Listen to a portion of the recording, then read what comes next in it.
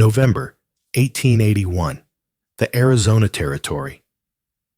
They say history is written by the victors, but sometimes it's written by the hungry. In the grand kitchen of the Double Bar Ranch, the air smelled of roasted sage, buttered yams, and a 20-pound turkey meant for the wealthiest men in the valley. But the woman cooking it hadn't eaten in 2 days. Her name was Rachel Vance, and she was invisible to the men in the dining room plotting the future of the West. She thought her only choice was to serve them and starve. She was wrong. Because while the rich men toasted to their greed, a shadow was waiting at the back door with an invitation that would change her life and history forever. This isn't just a story about Thanksgiving. It's a story about survival. The heat in the kitchen was enough to kill a lesser woman. And on this particular Thursday in November, Rachel Vance felt as though she were already dead. The cast iron stove, a monstrous black beast imported all the way from St. Louis, radiated a punishing heat that curled the edges of the wallpaper. It was Thanksgiving Day, 1881. Outside, the Arizona plains were cooling under a violet twilight, the wind whipping through the sagebrush with a lonely howl. Inside the Double Bar Ranch, however, it was a spectacle of excess. Rachel wiped sweat from her forehead with the back of a flour-dusted wrist. Her hands were raw, the knuckles swollen and red from scrubbing potatoes and plucking pin feathers since 4 a.m. She was 26, but in the harsh reflection of the copper pans, she looked 40. A widow's life in the territory did that to a woman. More butter, Rachel. For God's sake, do you want the mash to taste like sand? The voice belonged to Beatrice Harrington, the lady of the house. Beatrice stood in the doorway, her silk bustle rustling like dry leaves. She wore a gown of emerald velvet that cost more than Rachel would earn in 5 lifetimes. "Yes, Mrs. Harrington," Rachel murmured, slicing another thick slab of butter into the steaming pot of potatoes. Her stomach gave a violent, cramping growl. She hadn't eaten since yesterday morning. A heel of stale bread and some coffee dregs. The aroma filling the room was torture. It was a symphony of savory smells. The turkey, roasted to a mahogany perfection and stuffed with chestnuts and sausage. The oyster stew, bubbling with heavy cream. The candied yams glazed in brown sugar and bourbon. "And check the wine," Beatrice snapped, adjusting a diamond brooch at her throat. "Judge Pembroke is here, and Senator Gosper is due any minute. Silas says if the claret isn't breathing properly, he'll have your hide." "I opened it an hour ago, ma'am," Rachel said, keeping her eyes down. "Good. Don't embarrass us tonight, Rachel. We are civilizing this wilderness, and it starts with a proper table." Beatrice turned on her heel and swept back toward the dining room, where the roar of male laughter was already growing louder. Rachel gripped the wooden spoon until her knuckles turned white. Civilizing, she thought bitterly. Silas Harrington didn't want to civilize the West. He wanted to own it. He had bought out, burned out, or shot out every small rancher within 50 miles of the Dragoon Mountains. Rachel's husband, John, had been one of them. A hunting accident 2 years ago had left her alone, her land seized by the bank, a bank Silas Harrington owned a controlling share in, leaving her no choice but to work in the very kitchen of the man she suspected had ordered her husband's death.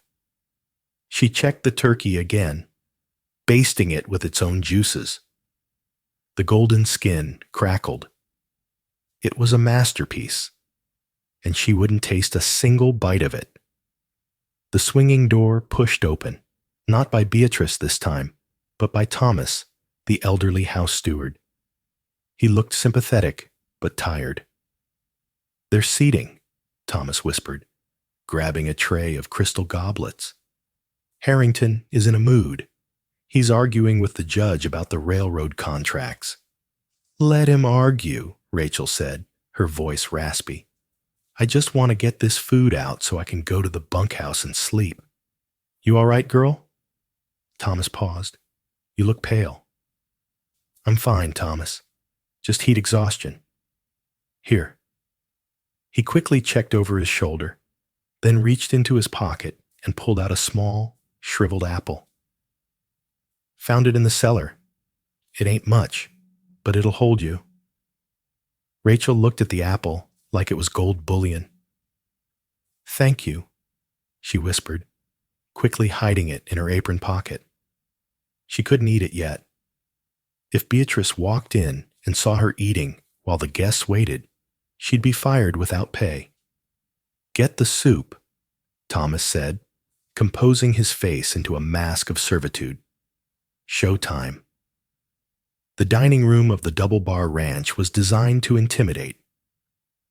A massive chandelier, holding 30 beeswax candles, cast a flickering golden light over the table. The walls were adorned with the mounted heads of elk and bear, animals killed for sport, not sustenance. Rachel moved like a ghost, carrying the heavy silver tureen of oyster stew. She kept her head bowed, but her ears were sharp. In her line of work, silence was a weapon. You learned things when rich men thought you were nothing more than furniture.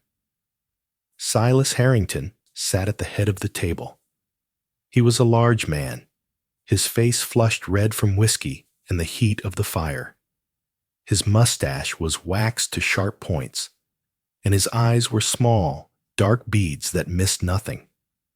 To his right sat Judge Thaddeus Pembroke, a man with a face like a bulldog and a reputation for hanging anyone who couldn't afford a bribe. To his left was a man Rachel didn't recognize, a sleek, suited man from the East named Mr. Calloway, representing the railroad interests. "The territory is ripe, Silas," Calloway was saying, dissecting an oyster with surgical precision. "But the investors are nervous. The Apaches, they are unpredictable. Cochise may be gone, but the renegade bands remain." Silas laughed, a wet, booming sound. "Apaches? They're starving rats, Calloway. We've pushed them into the rocks. By spring, I'll have the rights to the water table in the San Pedro Valley. Once we divert the river, they'll have to move or die of thirst." Rachel's hand trembled slightly as she ladled soup into the judge's bowl. Divert the river? That would kill not just the Apache, but the few remaining small farmers downriver. It was a death sentence for the valley. "Careful, girl," Judge Pembroke snapped as a drop of soup landed on the rim of his plate. "Apologies, sir," Rachel whispered.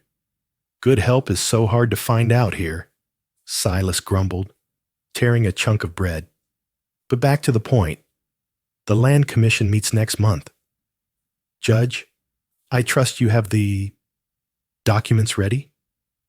Judge Pembroke wiped his mouth with a linen napkin. "The deeds are prepared, Silas. We just need a catalyst, a reason for the governor to declare martial law and clear the valley for the railroad's safety." Rachel moved to the sideboard to retrieve the wine, her heart hammering against her ribs. She knew what this meant. They were planning a false flag operation. "We have a plan," Silas said, lowering his voice, though not enough. He was drunk on power. "Tonight, my boys, hired guns from Tombstone, are dressed in buckskins and moccasins. They're going to hit the supply wagon coming from Tucson. They'll kill the drivers and leave a few Apache arrows behind." Rachel froze. The bottle of claret in her hand felt suddenly heavy. "A massacre on Thanksgiving?" Calloway raised an eyebrow, looking impressed rather than horrified. "Dramatic. The Eastern papers will eat it up. Savages ruin the holiday. Public outcry will demand the army step in and clear the land. Exactly, Silas grinned, his teeth yellow in the candlelight. And once the army clears them out, the double bar absorbs the territory. We'll be kings, gentlemen. Kings. Rachel felt a wave of nausea. It wasn't just greed. It was cold-blooded murder. They were going to kill innocent wagon drivers and frame the local tribe to justify a land grab. Rachel! Beatrice's voice cut through the air like a whip. Stop daydreaming and pour the wine. The turkey is next. Go get it. Yes, ma'am.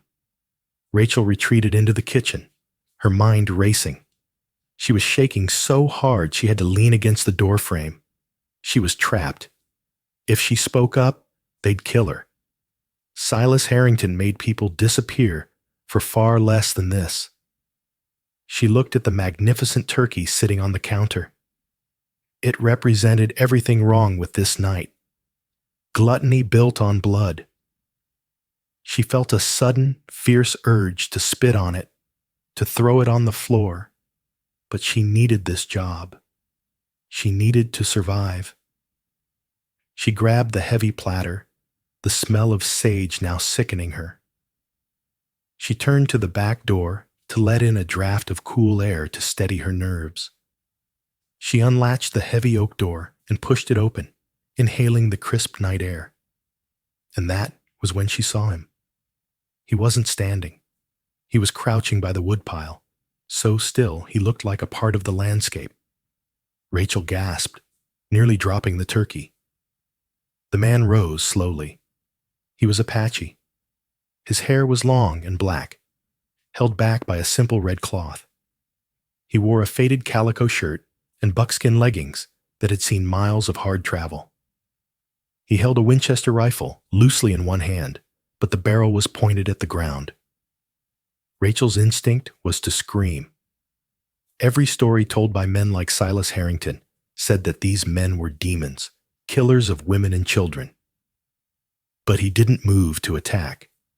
He stepped into the sliver of light coming from the kitchen door. His face was gaunt, his cheekbones sharp enough to cut. He looked as hungry as she felt. Quiet, he said. His English was accented but clear. Rachel stood paralyzed, the heavy platter of turkey trembling in her hands. If you kill me, she whispered, surprising herself with her own boldness, do it quick. I'm too tired to run. The man's eyes flicked from her face to the golden brown turkey, then back to her eyes. He didn't look like a demon. He looked like a man who had walked 1,000 miles. Not here to kill, he said softly. Here to listen? Listen. Rachel blinked. To what? To the snakes inside. He tilted his head toward the dining room door. They speak loud when they drink the fire water.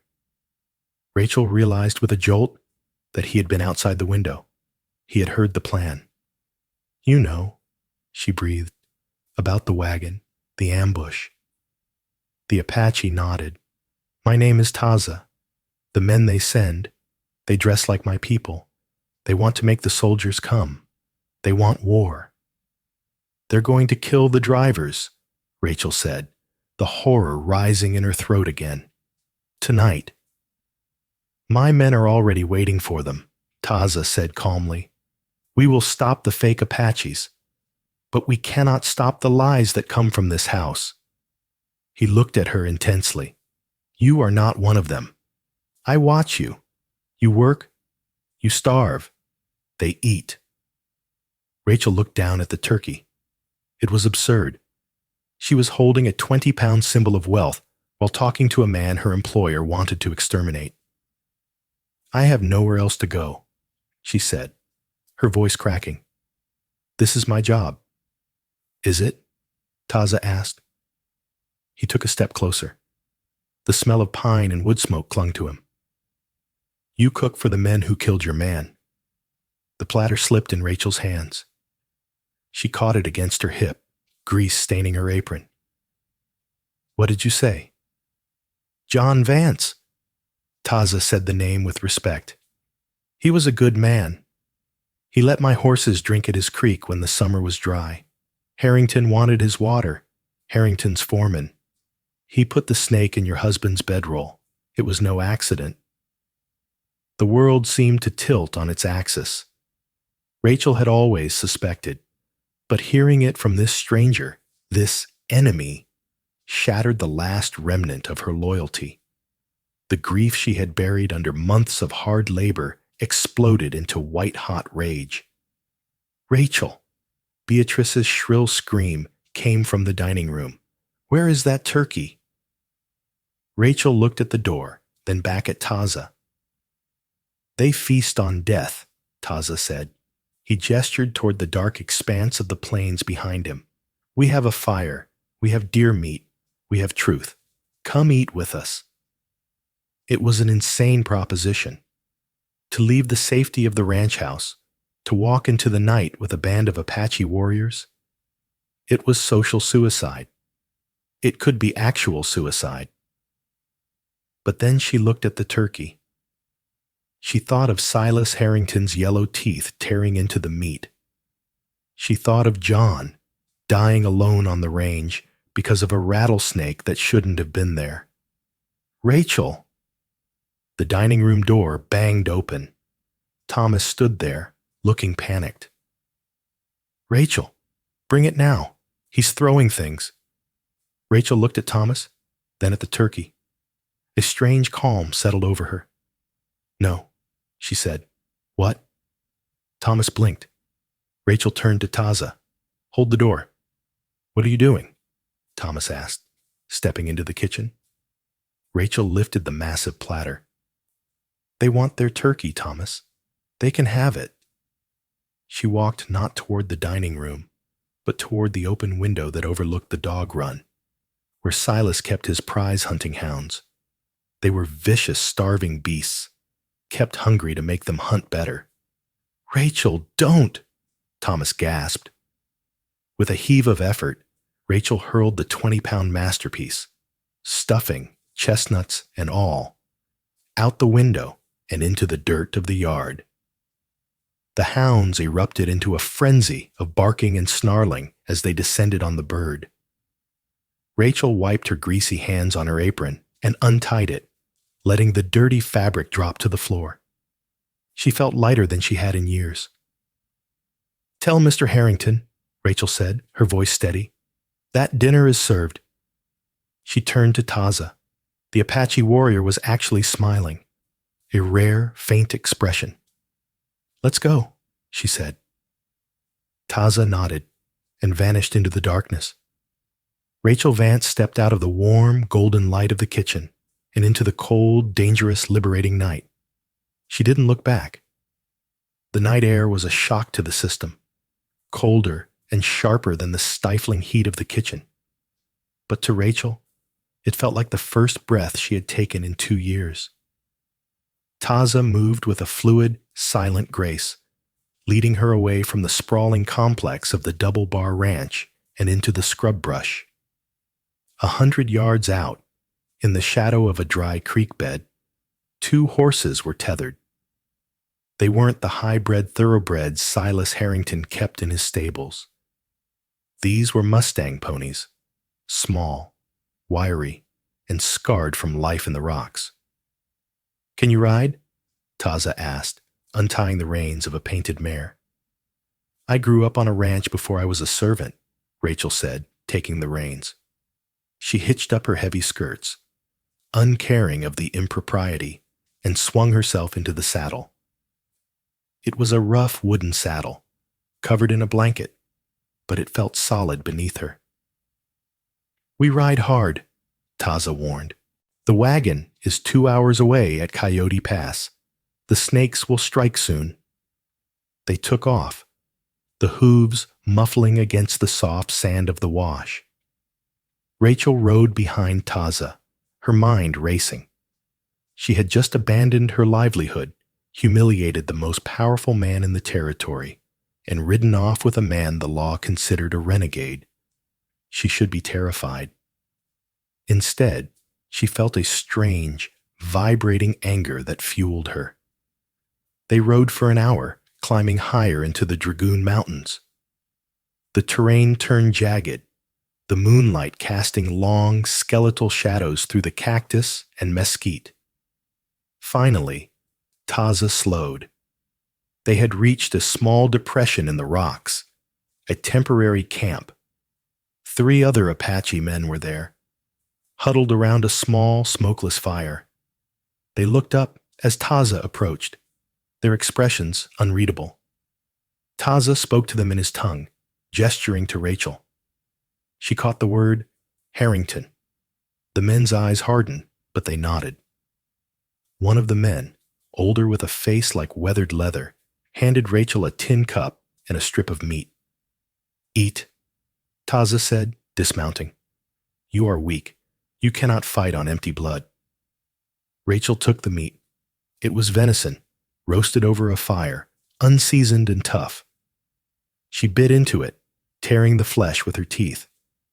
It was smoky and gamey, and it was the best thing she had ever tasted. It didn't taste like servitude. It tasted like survival. "Why?" Rachel asked between bites, the adrenaline beginning to shake her hands. "Why bring me? I can't shoot like you. I'm just a cook." Taza checked the lever action on his Winchester. "You are a witness. When we stop Harrington's men, they will say we attacked them. They will say Apaches killed the whites.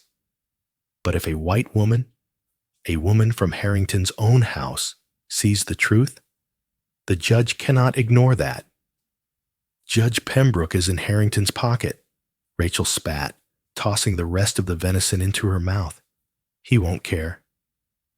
"He cares about his neck," Taza said. "He is a politician. If the lie is too big, he will run." Taza looked at the moon, which was high and bright, a hunter's moon. "The wagon comes from Tucson. Harrington's men are waiting at the narrows of Coyote Pass. We must be the hammer that strikes the anvil." "Who leads Harrington's men?" Rachel asked, a dark suspicion forming in her gut. "A man with red hair, a scar here." Taza drew a line across his throat. Rachel's blood ran cold. "Red Jack Slater. You know him?" "He's the foreman," Rachel whispered, her voice trembling with a new kind of fury. "He was the one who found my husband after the accident. He was the one who told me John was dead." Taza's eyes locked onto hers. "Then tonight, you do not ride for the turkey. You ride for the ghost." He handed her a heavy Colt revolver. The metal was cold in her hand. "Do not shoot unless they come for you," Taza instructed. "Stay high in the rocks. Watch. Remember." "I won't miss," Rachel said, and she meant it. Coyote Pass was a narrow choke point where the Tucson road wound between 2 towering cliffs of red granite. It was the perfect kill box. Rachel lay on her stomach on a ridge overlooking the road, the rough stone biting into her elbows. Below her, hidden in the shadows of the boulders, were 5 men. Even from this distance, she recognized the bulk of Red Jack Slater. They were dressing for a play. Rachel watched in sick fascination as Slater and his men pulled rough cotton shirts over their clothes and tied headbands around their foreheads. They smeared dirt and charcoal on their faces. From a distance, in the chaos of a fight, they would look like Apache raiders. "Demons," Rachel whispered. Taza was somewhere below, on the opposite ridge, invisible. He had only 4 men against Slater's 5, but Taza had the high ground and the element of surprise. The sound of wheels crunching on gravel drifted up the canyon. The supply wagon. It was a heavy freight wagon, pulled by a team of 6 mules. 2 men sat on the box, rifles across their laps. They looked tired, unsuspecting. They were thinking about a hot meal in town, not death in the dark. As the wagon entered the shadow of the cliff, Red Jack Slater let out a blood-curdling roar, whoop, a mockery of the Apache cry. "Get 'em!" Slater roared. Muzzle flashes lit up the canyon floor. The driver of the wagon slumped forward immediately, shot in the shoulder. The mules panicked, tangling in their traces. The wagon slammed into the canyon wall with a sickening crunch of wood. Slater's men broke cover, firing wildly, shouting gibberish meant to sound like a tribal language. They were rushing the wagon to finish the job. Crack! A single rifle shot echoed from the opposite ridge, Taza's Winchester. One of Slater's men, a lanky cowboy named Pete, spun around, his leg buckling as a bullet tore through his thigh. He screamed, dropping his gun. "Ambush!" Slater yelled, confused. "Where's it coming from?" "The rocks! It's real Indians!" Another mercenary shouted, panic rising in his voice. Rachel watched as the fake Apaches were suddenly pinned down by the real ones. The irony would have been funny if bullets weren't chipping the stone inches from her face. Taza's men didn't rush. They fired with terrifying precision, suppressing Slater's group behind the wagon wheels.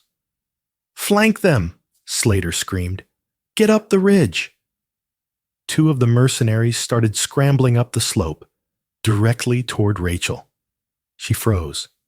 She was alone on this side. Taza was on the other. The first man, a bearded brute holding a sawed-off shotgun, clawed his way up the scree. He was panting, angry.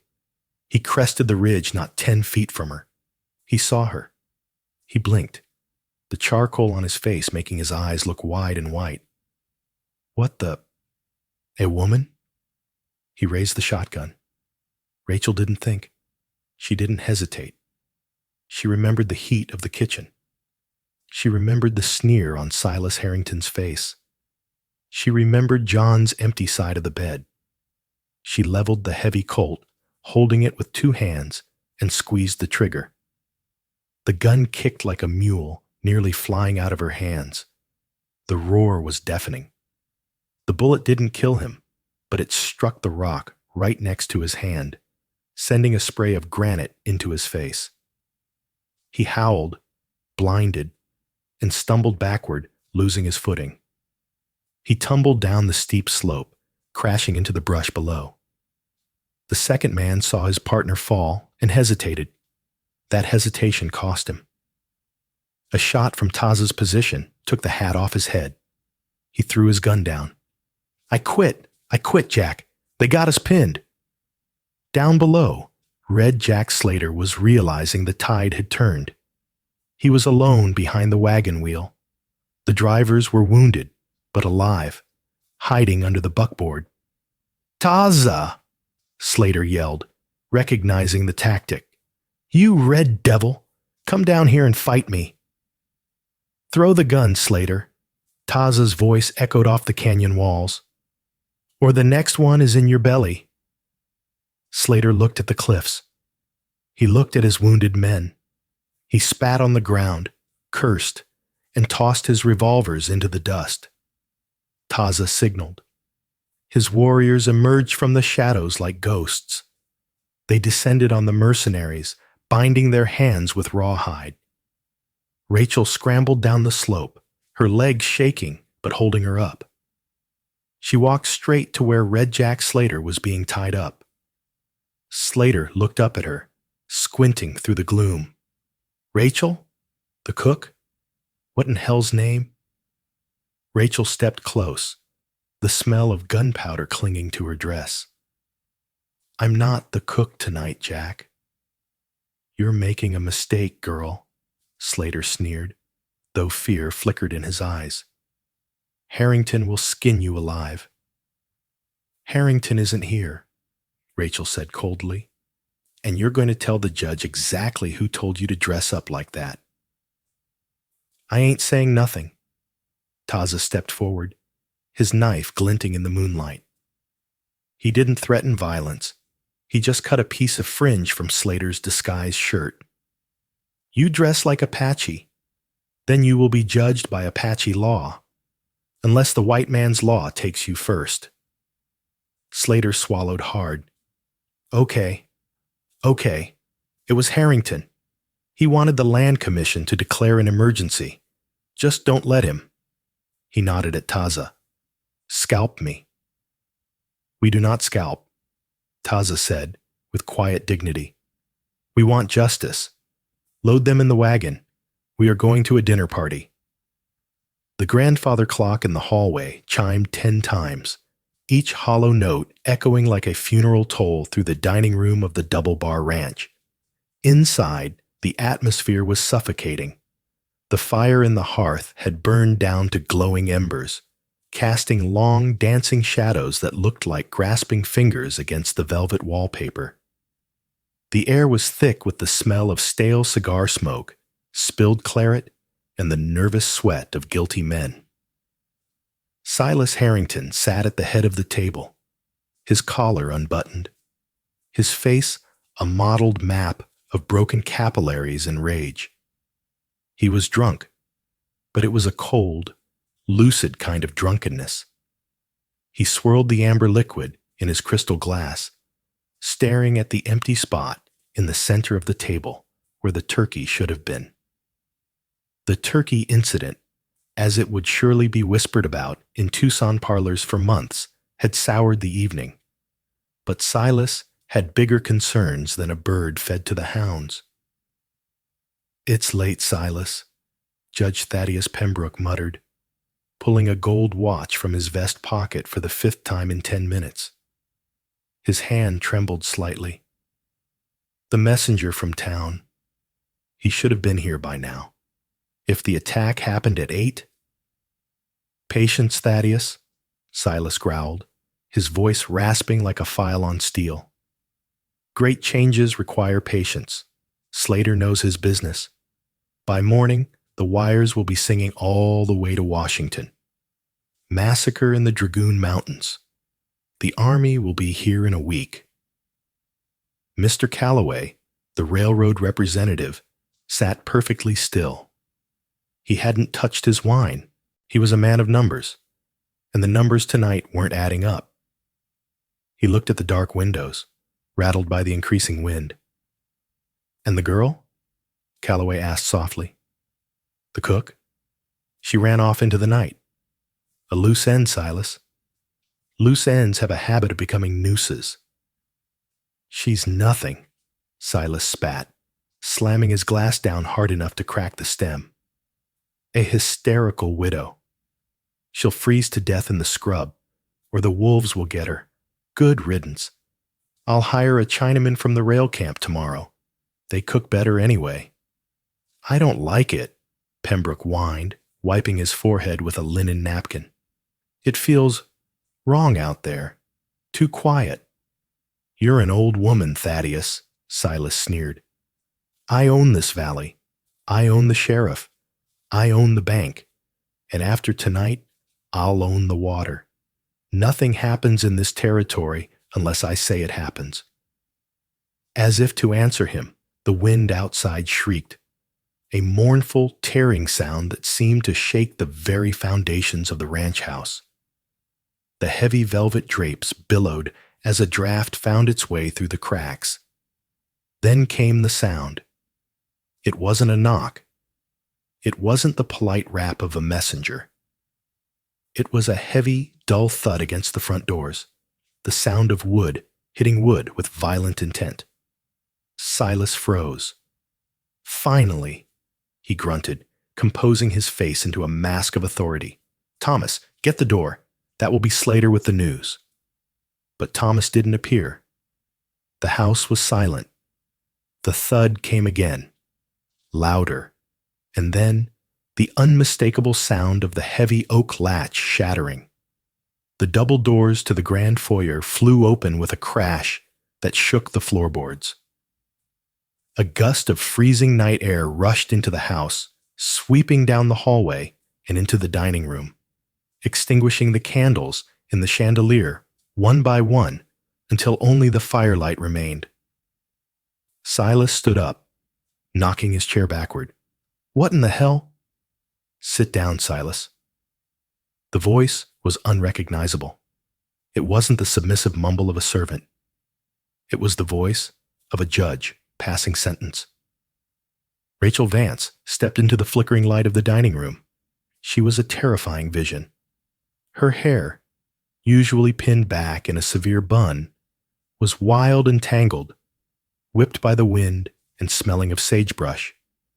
Her apron was gone. The bodice of her gray work dress was torn at the shoulder, revealing skin scraped raw by rocks. Dust and dried blood stained her hem. But it was her eyes that stopped the breath in Silas Harrington's throat. They were dark, dilated, and absolutely devoid of fear. In her right hand, hanging loosely by her side but ready to rise, was a heavy Colt peacemaker. "Rachel," Judge Pembroke gasped, clutching his chest. "Have you lost your mind, woman? Put that down." "I said sit down," Rachel repeated, raising the gun level with Silas's chest. The barrel was steady as stone. "You ungrateful little wretch," Silas snarled, his shock turning instantly to aggression. He took a step forward. "You steal my horse, you ruin my dinner, and now you wave a gun at your betters? I'll have you hanged for this." "You can try," Rachel said coolly, "but I brought guests. Since you were so eager for the Apaches to visit tonight, I thought I'd bring them to you." She stepped aside. From the shadows of the hallway, Taza emerged.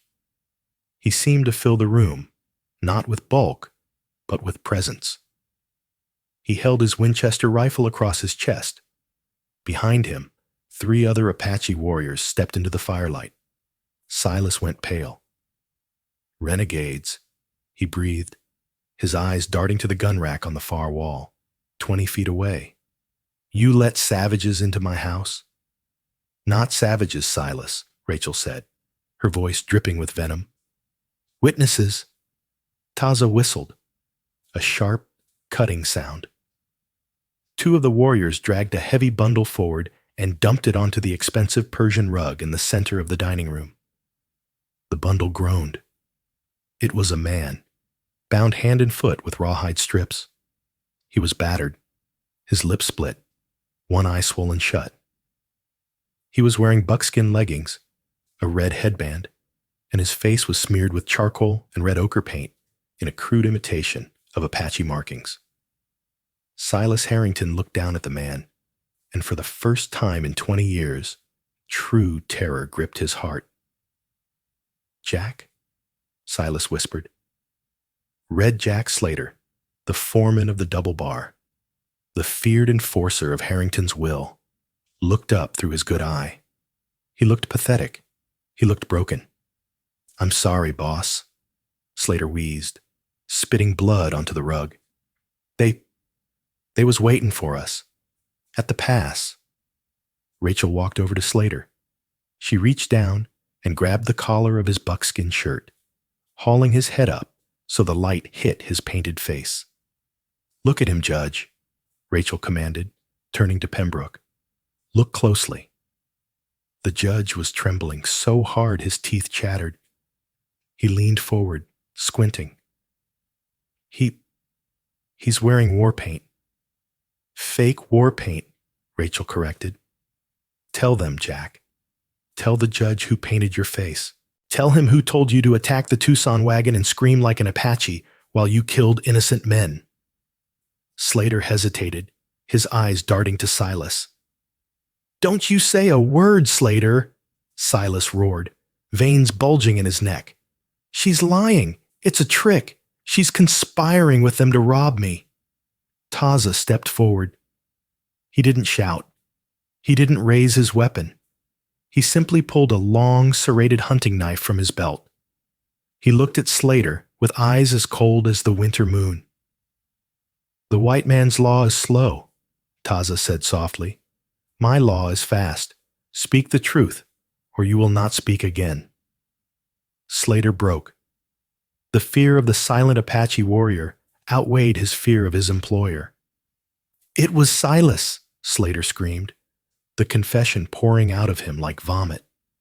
He paid us $500 each. He said the railroad needed a reason to clear the valley.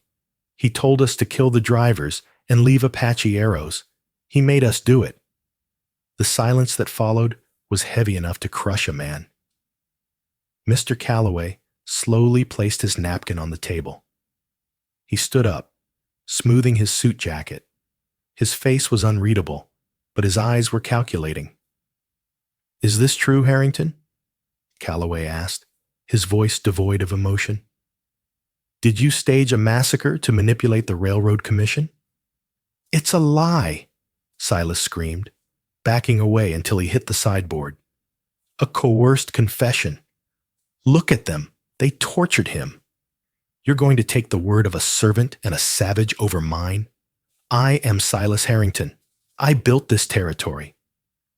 "You didn't build it," Rachel said, stepping closer, the gun never wavering. "You stole it. You killed for it. My husband, John." Her voice cracked, but she swallowed the grief and replaced it with steel. "Slater told me about the snake, Silas. He told me about the accident that wasn't an accident." Silas's eyes went wide. The secret he had buried 2 years ago had been dug up. "John Vance was a stubborn fool," Silas hissed, cornered and vicious. "He stood in the way of progress, just like you." "Progress," Rachel repeated bitterly. "Is that what you call starving women and shooting wagon drivers?" "I did what was necessary," Silas bellowed, his composure shattering completely. "For the future, for power, something you people will never understand." "I understand enough," Judge Pembroke said, his voice weak but audible. He stood up, sensing the shift in power. He needed to be on the winning side if he wanted to keep his career. "Silas Harrington, based on this testimony and the evidence before me, I have no choice." "You have no choice?" Silas laughed, a manic wet sound. "I bought you, Thaddeus. I own you." "Not anymore," Pembroke said, backing toward the door. "Marshals will be summoned." Silas looked around the room. Calloway was disgusted. Pembroke was fleeing. Slater was broken. And Rachel was looking at him not with fear, but with pity. That pity broke him. "No," Silas growled. "No." His hand dipped into the pocket of his velvet dinner jacket. It was a fast move, practiced. He pulled out a small, pearl-handled Derringer, a cowardly gun for a cowardly man. "Rachel, look out," Slater yelled from the floor. Time seemed to slow down. Rachel saw the glint of the pearl handle. She saw the muzzle flash. Bang! The bullet whizzed past her ear, close enough to sting, and shattered a porcelain vase on the mantel behind her. Silas had fired in blind panic, his aim ruined by the alcohol. He cocked the hammer for the second shot, leveling the gun squarely at Rachel's heart. There was no time for her to fire back. But Taza was already moving. With a motion smooth as flowing water, Taza flicked his wrist. The heavy hunting knife he had been holding spun through the air, turning end over end in the firelight. Thunk! A sickening sound of steel biting into wood and bone. Silas screamed, a high, shrill sound of pure agony. The knife had gone through the meat of his forearm, pinning his sleeve and his arm directly to the heavy oak sideboard behind him. The Derringer clattered uselessly to the floor. Silas writhed, pinned like a specimen in a collection, grasping at the knife handle with his free hand, gasping for air. "Do not pull it," Taza said calmly, walking forward to retrieve the gun from the floor. "You will bleed out." Rachel lowered her Colt, her chest heaving. She looked at the man who'd been the architect of her misery. He looked small now, just an old bleeding man trapped by his own actions. Thomas, the elderly steward, appeared in the doorway of the kitchen. He held a length of rope in his hands, usually used for hanging hams in the smokehouse. He looked at the chaos, the broken door, the bound foreman, the pinned master. He looked at Rachel, and a slow, genuine smile spread across his face. "Thomas," Rachel said softly, "we need to secure the prisoner." Thomas walked past his former master, ignoring Silas's pleas for help. He handed the rope to Taza. "Allow me to help," Thomas said, his voice filled with a lifetime of suppressed dignity. "I believe I know exactly how to tie a knot that won't slip." Rachel holstered her gun. She walked to the table, picked up the bottle of expensive claret that Silas had been drinking, and poured a glass. She took a sip, the rich wine coating her dry throat. She turned to Mr. Calloway, who was watching her with a mixture of fear and respect.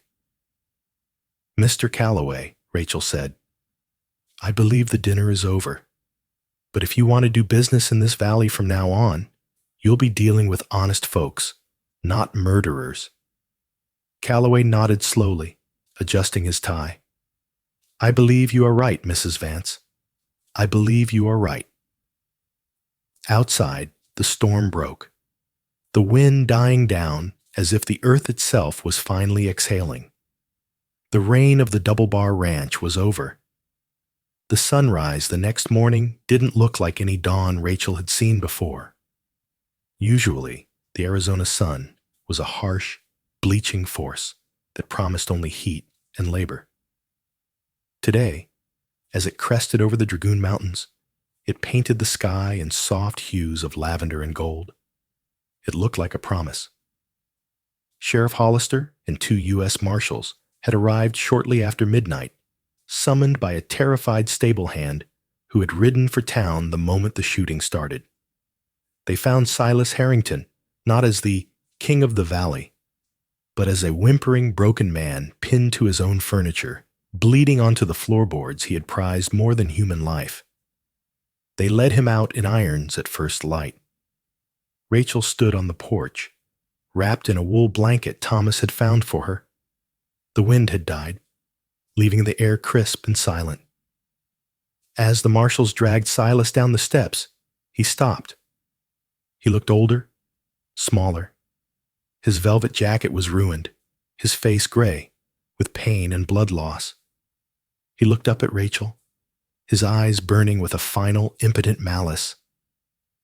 "You think you've won, girl," Silas rasped, spitting pink froth onto the dust.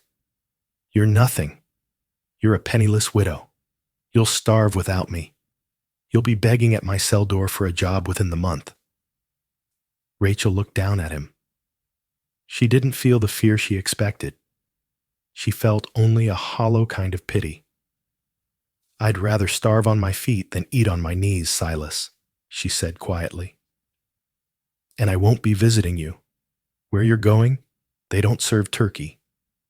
The marshal shoved Silas forward. "Move it, Harrington. The judge is waiting." As the wagon rattled away, carrying the tyrant of the territory to his judgment, Rachel turned to look at the tree line. Taza and his warriors were gone. They had vanished into the pre-dawn mist as soon as the lawmen arrived, not wanting to be entangled in the white man's bureaucracy. They had done their part. The rest was up to her. The trial of Silas Harrington was a spectacle that gripped the entire Southwest. It was swift, brutal, and public. The Feast of Fools, as the newspapers called it, became a national scandal. Reporters from as far away as San Francisco and St. Louis crowded into the sweltering Tucson courthouse.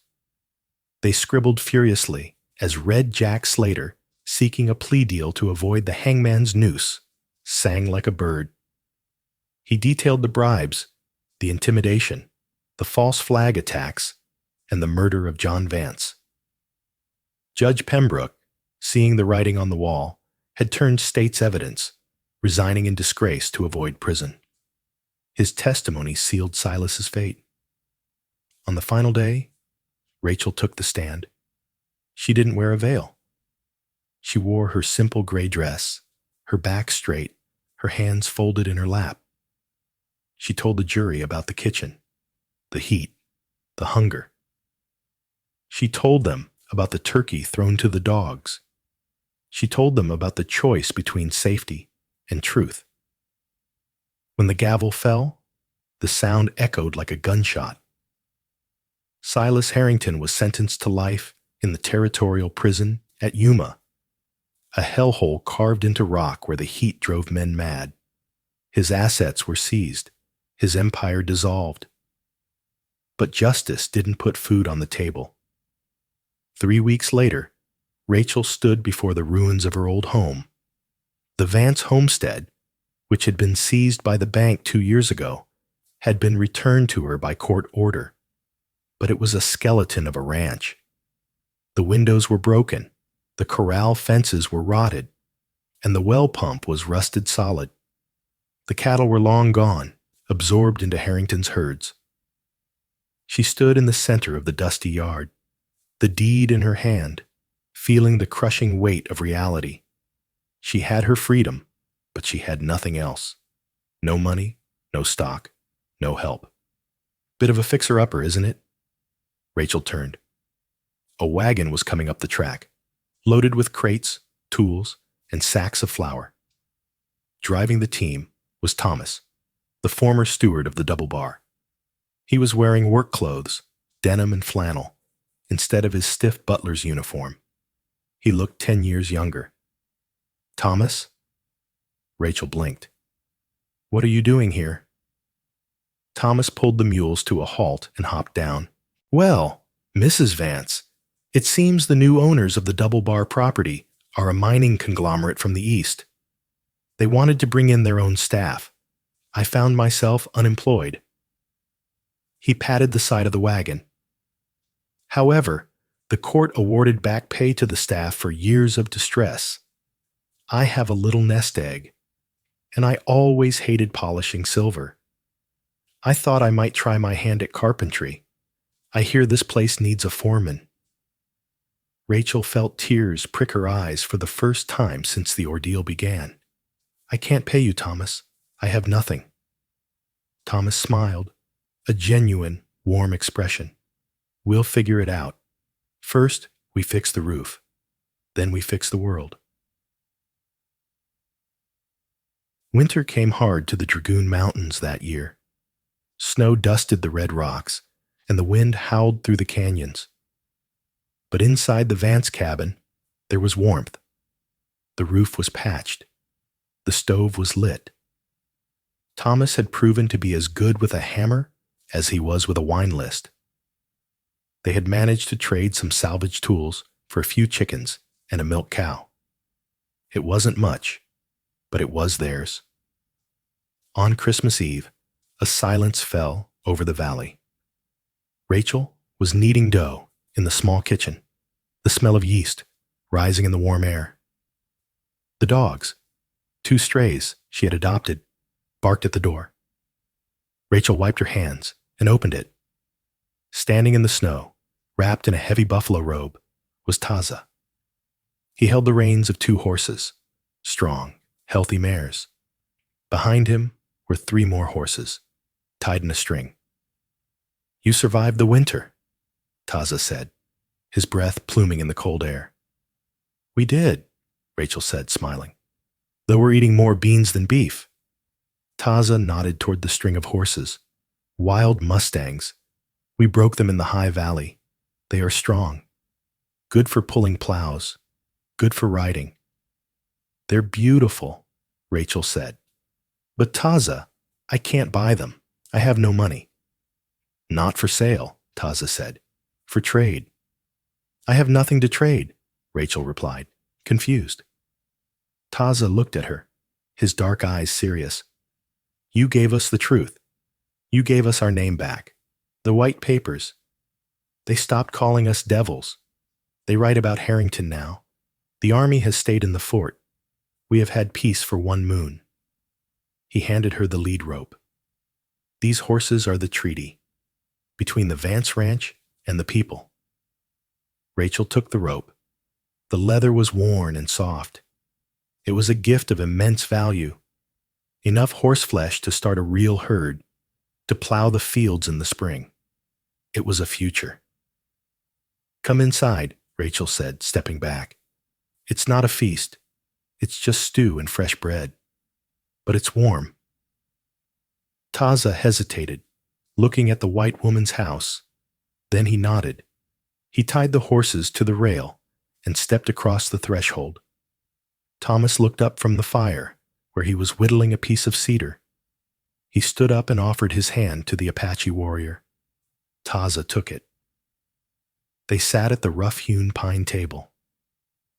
There was no crystal. There were no velvet curtains. There was only a simple meal, earned by honest labor and shared in peace. Rachel broke the loaf of bread, steam rising from the soft interior. She handed a piece to Thomas and a piece to Taza. "To the future," Rachel whispered. Taza dipped the bread into the stew. "To the truth," he corrected. Outside, the snow continued to fall, blanketing the valley in white, covering the scars of the past. The double bar was gone, a memory of greed that would fade with time. But here, in the small cabin at the edge of the wild, a new kind of history was being written. Not with gunpowder, but with bread. Rachel Vance didn't just survive that Thanksgiving. She rewrote the rules of the West. She proved that courage isn't about how much land you own, but what you're willing to stand for when the fire is hot. Silas Harrington wanted to devour the world, but he choked on his own greed. Rachel and Taza built a bridge between two worlds that lasted for a generation. What would you have done? Would you have served the dinner and kept your head down? Or would you have walked into the night to fight for the truth? Let us know in the comments below. If you enjoyed this story of justice, betrayal, and redemption, please hit that like button. It really helps the channel grow. And don't forget to subscribe and ring the bell so you never miss a story from the Wild West. Until next time, keep your powder dry and your eyes on the horizon.